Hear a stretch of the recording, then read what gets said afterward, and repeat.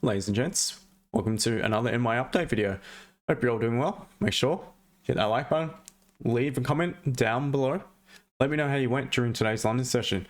Did you get involved in those GJ buys? A little win on GJ. It was good to see analysis play out and GJ tap into the exact level I had marked in to reject, come back. I was glad I did secure some profits at that point there.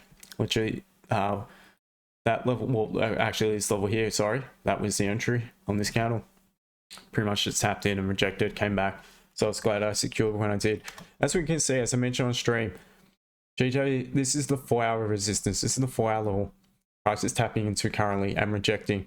You mentioned that's a potential level to look for rejections to take a sell back down, guys.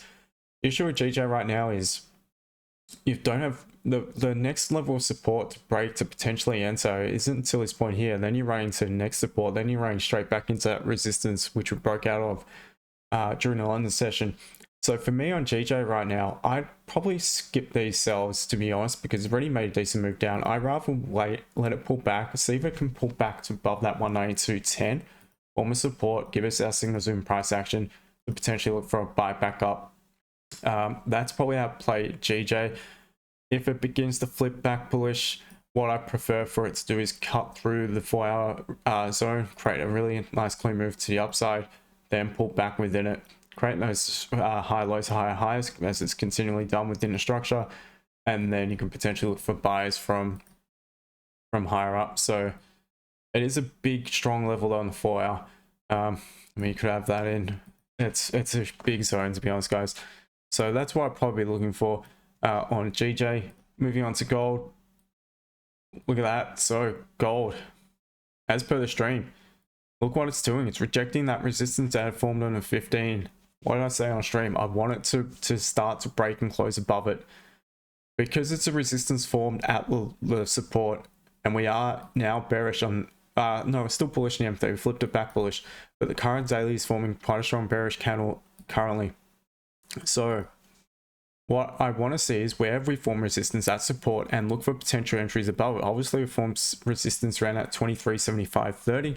So quite simply now, I've been waiting for this, as per the stream, a closure above that level, tap in, continuation. You've got clean traffic to the left. I'm looking to target 23.79.60, where price could potentially reject, and you could look for the sells upon that lower high, the rejection and confirmation of that lower high forming to take it back down. So still the analysis as per the stream. Also seeing now we're consolidating. We're consolidating at this support. If we are to continue bullish, we should not begin to break it below 23.64.60. Starting running into some clean traffic. Look where it bounced off. So this level is key. That's why I marked it in a deeper zone. I wanted to incorporate the resistance and previous resistance and most recent support. Just make sure I'm covering that zone. So now if we begin to pop below it, seeing we've been consolidating, tap in, I'd look for rejections and sells back down towards that 23.52 level. So analysis, as per the stream, what I thought might happen at this point where we just consolidate for a bit is playing out. So it's now a matter of just having the patience to wait for your catalyst, which is either closure above 23.75.30 or close below 23.64.684. 15-minute might suffice. If you to use the 15-minute, what I prefer to see is a candle prior to entry closing direction of the trade. So if you're looking for on the M30, so if you're looking for a buy, even if it's a close on a 15 above, as long as the previous M30 closes a pretty strong bullish candle, that in my opinion would tick the box. And if it's a sell, as long as the previous M30 candle closed relatively strong bearish, and then it begins to close below 15, that would also suffice in my opinion. On to GU.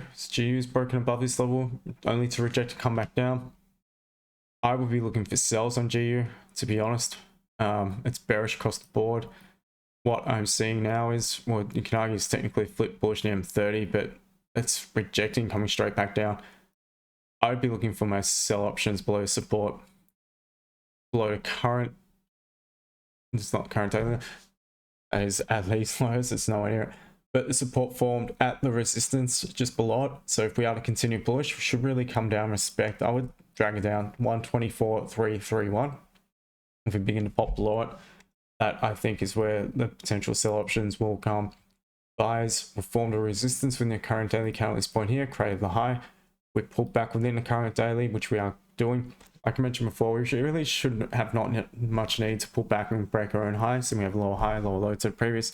We do so once again, break our own high, close above them, will likely come to that point there. We're not going to have the margin, I don't feel. So I'd be patient, wait for sellers on GU, where it'd be a bit higher up upon rejection, or sells below 124.331. Now, last but not least, NAS in a big big shift, because it's shift to a overall bearish bias across the board, to be honest. And this is perfect formation of structure on NAS. It's creating constant lows, lower highs, lower lows, lower highs, lower lows, lower highs, lower lows. I'd even argue it's another lower high. It's this last two candle pullbacks just there. Say a slightly high low, lower low, lower highs, lower lows. It's just continuing along the trend. So until the trend buckles, what I'd be looking for on NAS is either option. Sells below the current daily counts, low support formed at that level upon continuation. You have clean counts to the left. You have counter probabilities on the 4 hour. You have counter probabilities on the daily. So the 4 hour's got a lower high, lower low to the previous. Also, you got the weekly forming a very strong bearish candle. What I did on stream was, when you're in doubt and you're not sure what's the key zones, you can go down to the line chart, guys, and just see what's going on. And I look for multiple tap-ins, about 3 or 4 minimum, to me suggests it's a strong zone. So we've got it here, we've got multiple tap-ins, about 4 I think it is. A bit lower down, we've only had like one or two at the current level at that point. So what I would suggest then, what I'd be looking at is, as long as we remain below 177.825 roughly, I'd rather just sell it and probably skip the buy options. It's in a big downtrend now. It's a big shift on NAS. So for me, sell options even higher up, 17.738 below that level there. On the pullback, liquidity grab back up towards the current daily count high, need to reject. Sells below the low upon continuation. Sells below 17.78250 on rejection. And then I'd start to trust the buys a bit more. Once you start popping back above that previous 4 hour support, or another support above that level on the minor time frames, and then you can potentially look for a buy. But in all honesty on NAS, I just wait for a minimum daily count to close back bullish at this point, and then play with counter probabilities on the high time frame. Once you got that high low, high scenario coming into session towards tomorrow, London and NY is when I would trade it, not London or Asian. Yeah, so that's it. That's a wrap, guys. Don't forget to leave a thumbs up. Let me know how you went. Cheers. See you tomorrow on stream, 6:30 AM UK time. Bye for now.